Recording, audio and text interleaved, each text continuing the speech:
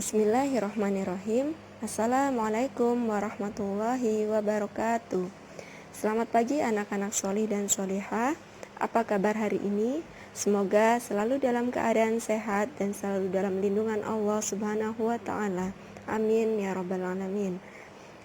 Baiklah anak-anak, sebelum kita mulai pembelajaran, marilah kita berdoa terlebih dahulu agar apa yang kita laksanakan pada hari ini mendapatkan berkah dari Allah Subhanahu wa taala. Selanjutnya, kita akan belajar tentang tema 2, selalu berhemat energi, subtema 2, manfaat energi. Baiklah anak-anak, untuk mata pelajaran pertama yang akan kita pelajari adalah bahasa Indonesia. Dalam bahasa Indonesia, ada 3 materi pokok yang akan kita pelajari. Yang pertama yaitu teks petunjuk, dan yang kedua membuat poster hemat energi, dan yang ketiga mengampanyekan isi poster. Untuk materi pokok yang pertama yaitu teks petunjuk. Teks petunjuk berisi alasan untuk melakukan sesuatu. Teks petunjuk bertujuan untuk menjelaskan penggunaan sesuatu atau pembuatan sesuatu. Dan kalimat yang digunakan berupa kalimat perintah. Materi pokok yang kedua yaitu teks petunjuk menggunakan listrik dengan aman. Marilah kita baca teks petunjuk berikut ini. Berhati-hatilah saat menyalakan atau memadamkan peralatan listrik. Listrik sangat bermanfaat bagi kita, namun kita harus menggunakannya dengan hati-hati. Mintalah bantuan orang tua saat menggunakan listrik. Kamu harus berhati-hati saat menyalakan atau memadamkan peralatan listrik supaya tidak tersengat aliran listrik. Pemakaian peralatan listrik yang salah juga dapat mengakibatkan kebakaran. Untuk mencegah hal tersebut, bacalah petunjuk menggunakan listrik yang aman berikut. Yang pertama, menyalakan atau mematikan peralatan listrik dalam kondisi tangan kering. Yang kedua, tidak mencolokkan banyak stiker dalam satu stop kontak. Yang ketiga, memadamkan peralatan listrik setelah digunakan. Dan yang keempat, tidak meninggalkan peralatan listrik dalam keadaan menyala. Kemudian untuk materi pokok yang ketiga yaitu membuat poster hemat energi. Langkah-langkah membuat poster yang menarik adalah: yang pertama, poster sebaiknya berwarna cerah karena akan menarik perhatian orang untuk membaca. Yang kedua, gambar atau tulisan dibuat sesuai tema dan ukuran poster. Dan yang ketiga, tulisan dibuat dengan kalimat efektif, singkat, dan jelas. Baiklah anak-anak, untuk materi pokok yang selanjutnya yaitu mengampanyekan isi poster. Cara mengampanyekan isi poster yaitu dengan cara yang baik. Yang pertama, pahamilah isi poster dengan baik.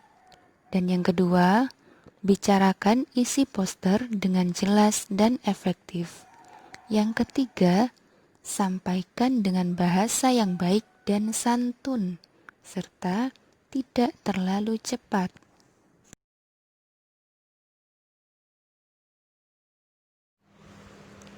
Baiklah anak-anak hebat, untuk mata pelajaran yang kedua akan kita pelajari adalah ilmu pengetahuan alam.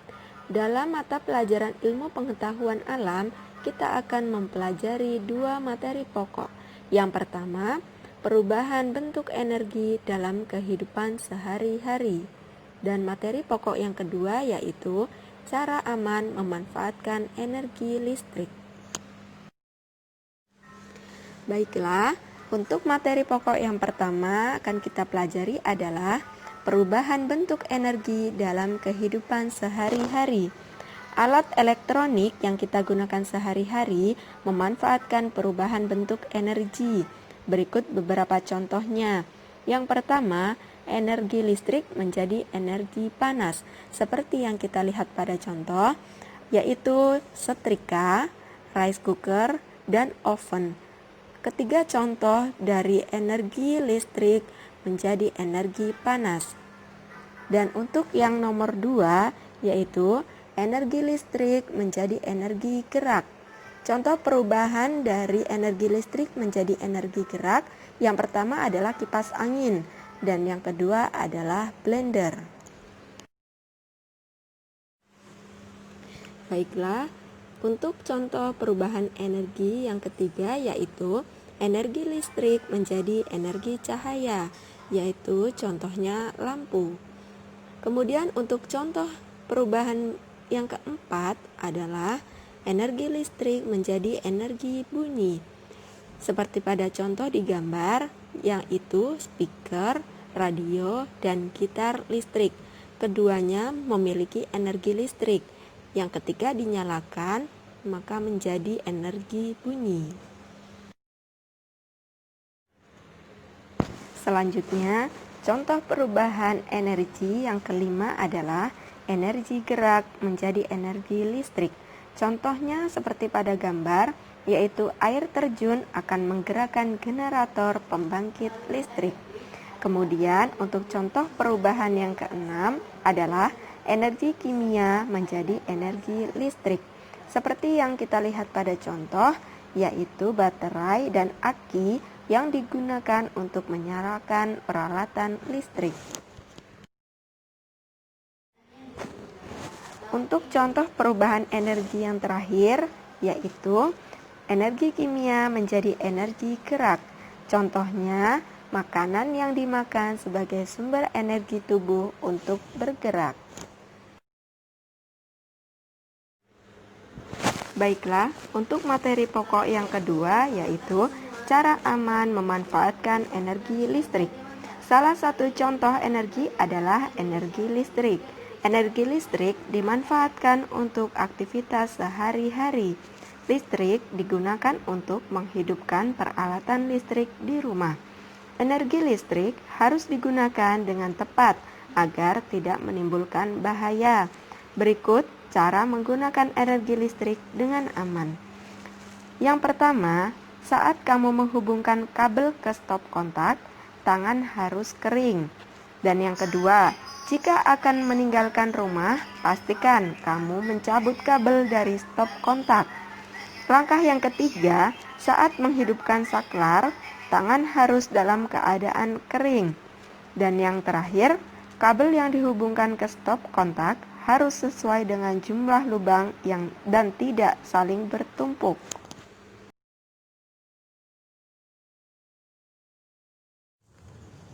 Baiklah, untuk mata pelajaran yang ketiga yaitu ilmu pengetahuan sosial. Dalam mata pelajaran ilmu pengetahuan sosial, ada dua materi pokok yang akan kita pelajari. Yang pertama, pemanfaatan hewan dan tumbuhan oleh manusia. Dan materi pokok yang kedua adalah pemanfaatan sumber daya alam atau SDA.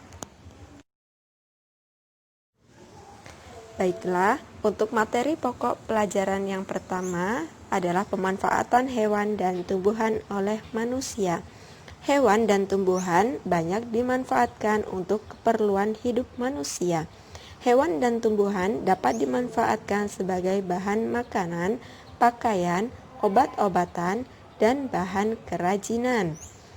Baiklah, berikut adalah contoh pemanfaatan hewan oleh manusia. Yang pertama, seperti yang ada pada gambar, adalah ayam yang dipelihara manusia untuk diambil telur dan dagingnya. Selanjutnya, untuk gambar yang kedua, masih berdasarkan contoh pemanfaatan hewan oleh manusia adalah tenaga sapi yang dimanfaatkan untuk menarik gerobak. Contoh pemanfaatan hewan oleh manusia yang ketiga yaitu kucing dipelihara manusia untuk dijadikan hewan peliharaan. Baiklah, untuk yang selanjutnya adalah contoh pemanfaatan tumbuhan oleh manusia. Seperti yang kalian lihat pada video, terdapat gambar-gambar yang merupakan contoh dari pemanfaatan tumbuhan oleh manusia. Yang pertama, sayuran dimanfaatkan sebagai bahan makanan, minuman, dan obat-obatan. Kemudian untuk gambar yang kedua yaitu tanaman dibudidayakan untuk dijadikan tanaman hias. Dan yang gambar ketiga dan gambar keempat merupakan contoh dari batang pohon yang dimanfaatkan untuk bahan bangunan, pembuatan perahu, dan pembuatan kertas.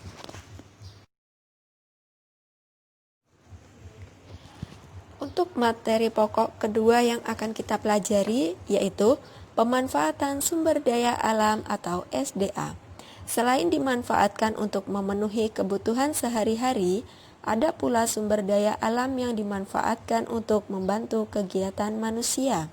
Ingat, pemanfaatan sumber daya alam harus dimanfaatkan dengan bijak. Berikut contoh pemanfaatan sumber daya alam dalam berbagai kegiatan. Untuk yang pertama, yaitu kegiatan pertanian padi. Sumber daya alam yang digunakan adalah matahari, air, tanah, udara, kotoran hewan, dan kerbau. Untuk matahari, pemanfaatannya yang digunakan adalah untuk pertumbuhan tanaman padi, membangkit listrik, dan menerangi lingkungan. Untuk sumber daya air, pemanfaatan yang digunakan adalah untuk mengairi lahan pertanian. Untuk sumber daya alam tanah digunakan sebagai media tanam. Untuk sumber daya alam udara digunakan sebagai sumber karbon dioksida yang dibutuhkan tanaman untuk berfotosintesis dan oksigen untuk pernapasan makhluk hidup. Untuk sumber daya alam kotoran hewan, pemanfaatannya digunakan sebagai pupuk tanaman. Untuk sumber daya alam kerbau, pemanfaatan digunakan sebagai sumber bahan makanan dan tenaganya untuk membantu petani saat membajak sawah. Kemudian kegiatan kedua yaitu pembuatan ikan asin. Sumber daya alamnya berupa kayu, garam, dan panas matahari. Pemanfaatan kayu digunakan sebagai bahan pembuat anyaman tempat pengeringan ikan. Kemudian sumber daya alam garam dimanfaatkan untuk mengawetkan ikan asin. Kemudian sumber daya alam panas matahari dimanfaatkan untuk mengeringkan ikan asin.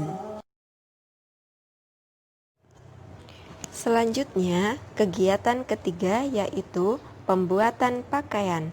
Sumber daya alam yang digunakan adalah kapas yang berasal dari tanaman kapas, kemudian logam dan plastik. Kapas dapat dimanfaatkan sebagai bahan baku pembuatan kain dan benang. Sedangkan logam dapat digunakan sebagai bahan baku pembuatan jarum jahit, gunting, dan meja jahit. Kemudian plastik dapat dimanfaatkan sebagai bahan baku pembuatan kancing. Selanjutnya untuk kegiatan yang keempat adalah transportasi. Sumber daya alam yang digunakan adalah logam dan minyak bumi. Untuk logam, pemanfaatannya sebagai bahan pembuatan alat transportasi, sedangkan minyak bumi dimanfaatkan sebagai bahan utama pembuatan bahan bakar. Untuk kegiatan yang terakhir adalah pembuatan patung. Sumber daya alam yang digunakan adalah tanah, kayu atau batu, dan besi atau baja. Tanah, kayu atau batu dimanfaatkan sebagai bahan baku pembuatan patung, sedangkan besi atau baja dimanfaatkan sebagai bahan baku untuk pembuatan pahat.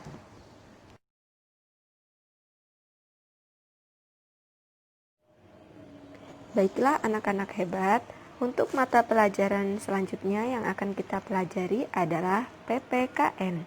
Dalam mata pelajaran PPKN, ada 2 sub pokok materi yang akan kita pelajari.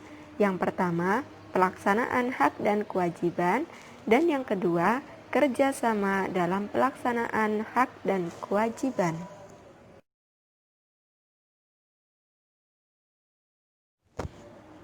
Materi pokok pertama yang akan kita pelajari adalah pelaksanaan hak dan kewajiban. Setiap manusia memiliki hak. Pelaksanaan hak dan kewajiban harus seimbang.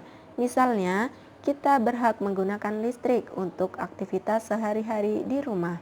Akan tetapi, kita juga wajib membayar tagihan listrik setiap bulan. Sebelum menerima hak, kita harus melaksanakan kewajiban terlebih dahulu. Menghemat menggunakan listrik juga termasuk kewajiban kita. Materi pokok kedua yang akan kita pelajari adalah kerjasama dalam pelaksanaan hak dan kewajiban. Setiap manusia mempunyai hak dan kewajiban terhadap penggunaan sumber energi. Kita harus bekerja sama menghemat energi dengan generasi selanjutnya. Kita dapat menggunakan poster untuk mengajak orang lain bekerja sama menghemat energi. Baiklah anak-anak solih dan solihah, selanjutnya mari kita simak ayat Al-Quran yang berkaitan dengan materi kita saat ini, yaitu pada Al-Quran Surat Asy-Syu'ara ayat 183.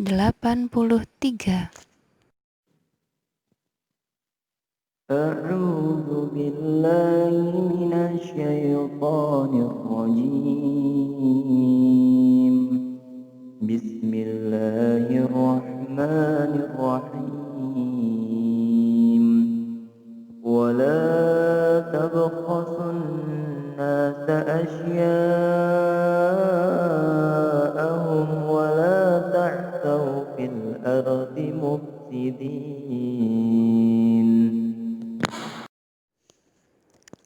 Nah anak-anak, dapat kita ketahui bahwa Allah menyeru pada seluruh manusia bahwa dalam Islam kita dianjurkan untuk selalu berbuat kebaikan sesuai dengan hak dan kewajiban. Tentunya, hak-hak manusia akan didapat jika manusia tidak berbuat kerusakan di muka bumi. Jika melanggar dan melakukan kerusakan, dapat dipastikan hak manusia satu dengan yang lainnya, termasuk hak diri sendiri, tidak akan didapatkan. Sebagaimana firman Allah yang telah dijelaskan di dalam Al-Quran Surat Asy-Syu'ara ayat 183.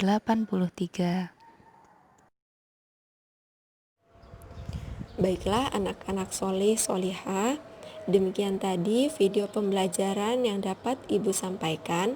Semoga apa yang Ibu sampaikan ini dapat bermanfaat untuk kita semua. Amin, amin ya robbal alamin. Terima kasih dan Ibu akhiri. Wassalamualaikum warahmatullahi wabarakatuh.